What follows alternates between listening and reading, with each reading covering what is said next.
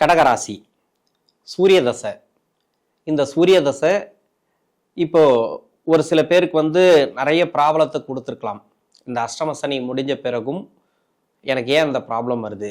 சூரிய தசை நன்மை செய்யக்கூடிய தசை தானே. ஏன்னா ராசிக்கு 2ஆம் அதிபதினு சொல்லக்கூடியவர் சூரியன். இவர் நன்மை செய்வாரா தீமை செய்வாரா அப்படிங்கிறத எப்படி சொல்றது அப்படின்னாக்கா, ஏன்னா 2ஆம் அதிபதி இந்த ராசிக்கு சந்திரனோட வீட்டுக்கு சூரியன் நன்மை செய்வார், சூரியனோட வீட்டுக்கு சந்திரன் நன்மை செய்வார். அப்போ நன்மை செய்யக்கூடிய அமைப்புல வந்துடும். ஆனா யோகாதிபதியா வராது, சூரிய பகவான் யோகாதிபதியாக வராது இந்த ராசிக்கு. இந்த 3 நட்சத்திரம் இருக்கு, புனர்பூச நட்சத்திரம், பூச நட்சத்திரம், ஆயில்ய நட்சத்திரம். எந்த வயது காலகட்டத்துல வரும்? புனர்பூச நட்சத்திரக்காரர்களுக்கு 66 வயசுக்கு மேல, அதாவது சுக்கிர தசை முடிஞ்ச பிறகுதான் சூரிய தசை அப்படிங்கிறது 6 வருட தசா புத்தியாக வரும்.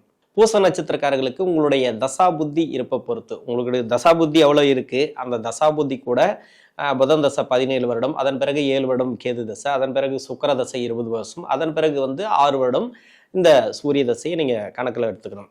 அப்போ எந்த வயதுல இருக்கிறீங்க, இப்ப சூரிய தசை உங்களுக்கு நடக்குதா அது மாதிரி பார்த்துங்க. ஆயில்ய நட்சத்திரக்காரர்களுக்கு 30 வயசுக்கு மேல இந்த சூரிய தசைங்கிறது வரும்.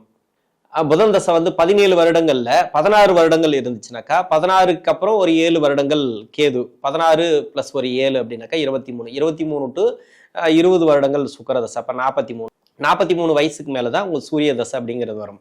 அதாவது ஆயில்ய நட்சத்திரக்காரர்கள் உங்களுடைய தசா புத்தி இருப்புகள் கூட 7 வருடங்கள் கேது தசை, அதன் பிறகு 20 வருடங்கள் சுக்கிர தசை, அதன் பிறகுதான் 6 வருடங்கள் சூரிய தசை. நீங்க எந்த தசையில இருக்கிறீங்க, அதாவது சூரிய தசையில இருந்தீங்கன்னாக்கா இந்த வீடியோவை பாருங்க. இந்த வீடியோ டோட்டலாவே கஷ்டப்படக்கூடியவர்களுக்கு, ஏன் அந்த அஷ்டம சனி விடுதலையாகி எனக்கு இந்த கஷ்டங்களை கொடுக்குது, நிறைய ப்ராப்ளத்தை கொடுக்குது அப்படின்னு நினைக்கக்கூடிய நபர்களுக்கு. இப்ப நல்லா இருக்கிறீங்க அப்படின்னாக்கா நல்லா இருக்கிறவங்களும் பார்த்துக்கலாம், நல்லா இருக்குன்னு பார்த்துட்டு இதுக்கப்புறம் இப்படிதான் இருக்கும், இது இப்படிதான் இருக்குது அப்படின்றது மாதிரி நீங்க அனலைஸ் பண்ணிக்கலாம். இப்போ 9ஆம் இடத்துக்கு சனி பகவான் பயிற்சி ஆயிட்டார். இதுக்கப்புறம் உங்களை டிஸ்டர்ப் பண்ண மாட்டார், 7.5 வருஷத்துக்கு டிஸ்டர்ப் பண்ண மாட்டார். அதாவது 9ஆம் இடத்துல, 10ஆம் இடத்துல, 11ஆம் இடத்துல, இந்த 3 இடத்துலையும் 7.5 வருடங்கள் உங்களை கண்டுக்கவே மாட்டார். அதன் பிறகு 7.5 சனி வரும்போது மட்டும்தான் உங்ககிட்ட வருவார், உங்களுடைய தசாபுதி பார்ப்பார். இப்ப இதுக்கு முன்னாடி சூரிய தசை, சூரிய தசையில 2ஆம் அதிபதி தசை, இது இந்த ராசிக்கு நன்மை செய்யக்கூடிய தசை தான். சூரியன் சந்திரன் சமமா வந்துடும், நன்மை செய்யக்கூடிய தசை. ஒரு சில பேருக்கு நன்மைகள் நடக்கல. அதுக்கு என்ன காரணம் அப்படின்னாக்கா, ராசிக்கு இவர் 3ஆம் இடத்துல, 6ஆம் இடத்துல, 8ஆம் இடத்துல, 12ஆம் இடத்துல, இது மாதிரியான இடங்கள்ல இருந்து தசை பண்ணிச்சுனாக்கா உங்களுக்கு ப்ராப்ளத்தை அதிகமா கொடுக்கும். 12ஆம் இடம் அப்படின்னாக்கா புதனோட வீட்டுல வந்துருவார். அப்போ பரிவர்த்தனை இருந்தா கூட ஒரு சில பேருக்கு நல்லா இருக்கும். பரிவர்த்தனை, புதன் சூரியன் பரிவர்த்தனை, இது மாதிரி புதன் சூரியன் பரிவர்த்தனை, இல்லைனாக்கா இது மாதிரி சந்திரன் சூரியன் பரிவர்த்தனை, அது மாதிரி நிறைய ஒரு நல்ல பலன்களை ஒரு சில பேருக்கு கொடுத்துருக்கு. ஆனால் அஷ்டம சனியில சனி பகவானை பொறுத்த வரைக்கும் இந்த 6 வருட தசையில நிறைய பேருக்கு கஷ்டத்தை கொடுத்துருக்கு. ஏன் கஷ்டத்தை கொடுத்துருக்கு அப்படின்னாக்கா, உண்மையிலே உங்களுடைய ஜாதகத்துல சனி பகவான் அவரே பாதிக்கப்பட்டிருப்பார். டோட்டலாவே 6, 8, 12ல மறைஞ்சிருப்பார். அப்படி இல்லைன்னாக்கா உங்க ராசிக்கு சூரிய தசையும் பாதிக்கப்பட்டிருக்கும். சூரிய தசை பாதிக்கப்பட்டிருக்கும் அப்படின்னா 3, 6, 8, 12ல மறைவு ஸ்தானத்துல இருந்தாலும் உங்களுக்கு அந்த தசைங்கிறது சிறப்பான தசையாக இருக்காது.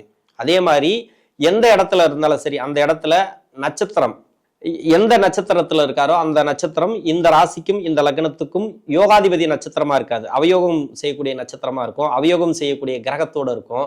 இல்லைன்னா வேற லக்னம் அந்த லக்னத்துக்கு சூரிய பகவான் அவயோகம் செய்யக்கூடிய கிரகமா வந்துருவார். அவயோகம் செய்யக்கூடிய கிரகமா வந்துட்டா இப்ப ராசிக்கு 3 வருஷம், லக்னத்துக்கு 3 வருஷம், எதுல நல்ல பலன்களை கொடுக்கும் அப்படின்ட்டு உங்க சுய ஜாதகம் சொல்லணும். எப்படி பார்த்தாலும் உங்களுடைய சுய ஜாதகத்துல 3 வருடம் நல்லா இருந்தது, 3 வருடம் நல்லா இல்ல ஒரு 6 வருடமே எனக்கு பிரச்சனை கொடுத்தது அப்படின்னா அது கொடுத்துட்டு தான் இருக்கும். அது உங்களுடைய சுய ஜாதக பொறுத்து.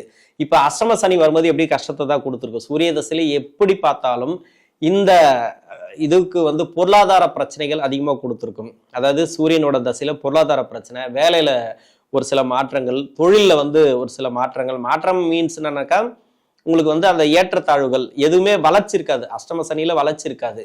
குடும்ப பொருளாதாரம் பாதிக்கப்பட்டிருக்கும். குடும்பத்துல நிறைய குழப்பங்கள், அதாவது கணவன் மனைவிக்குள்ள பிரச்சனை. ஏன்னா 2ஆம் இடம் அப்படின்றதுக்கு இல்லையா, இதுல வருமானத்தையும் கம்மி பண்ணி விட்டுருக்கோம். கணவன் மனைவிக்குள்ள பிரச்சனை பண்ணியிருக்கலாம்.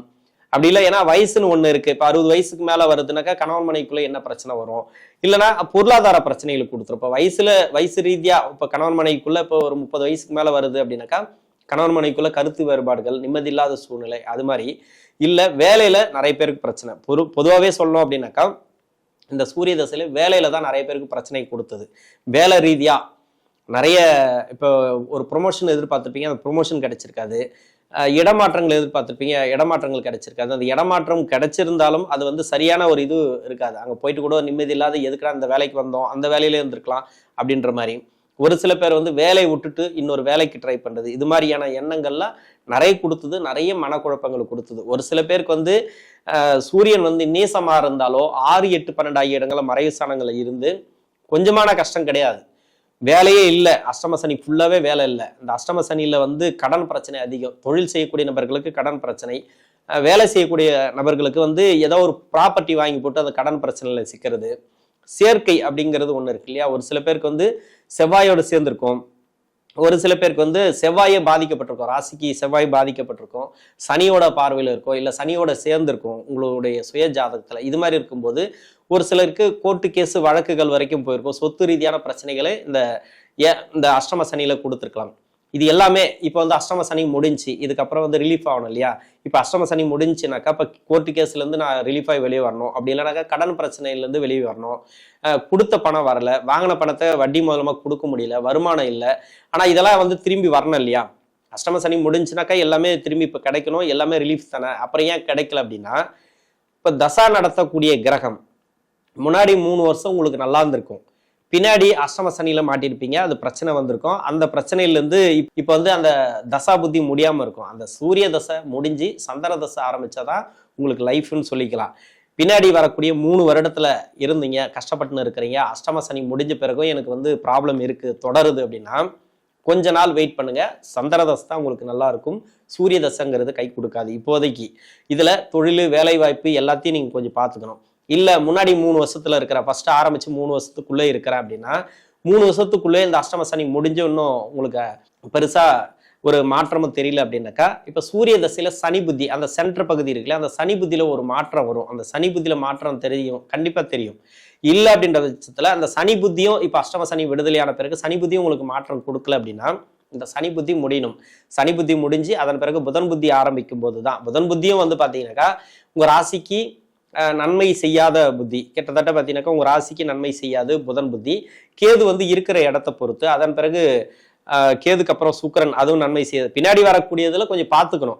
லக்ன யோகராக இருந்தா மட்டுமே, வேற லக்னமா இருந்தா அந்த லக்னத்துக்கு சூரிய பகவான் யோகராக இருந்தா மட்டுமே அந்த பின்னாடி வரக்கூடிய 3 வருடங்கள், அந்த 3 வருடத்துல இருக்கிறீங்க. ஏன்னா 6 வருடம் நம்ம பிரிச்சு பெருசா சொல்லவே முடியாது, சிம்பிளா சொல்லிட்டு போயிடலாம்.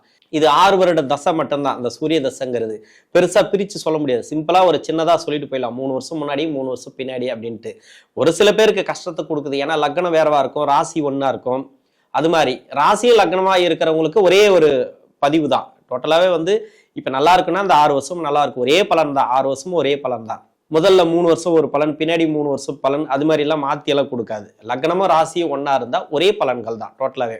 இந்த ராசிக்கு நன்மை செய்யக்கூடிய கிரகம் சூரிய பகவான். வேற லக்னமா இருந்து அந்த லக்னத்துக்கு யோகம் செய்யக்கூடிய கிரகமா இருந்தா இந்த சூரிய பகவான் ஓகே நன்மை அப்படின்னு சொல்லலாம். டோட்டலாவே உங்களுக்கு நன்மை செய்யக்கூடிய அமைப்புல வந்துடும்.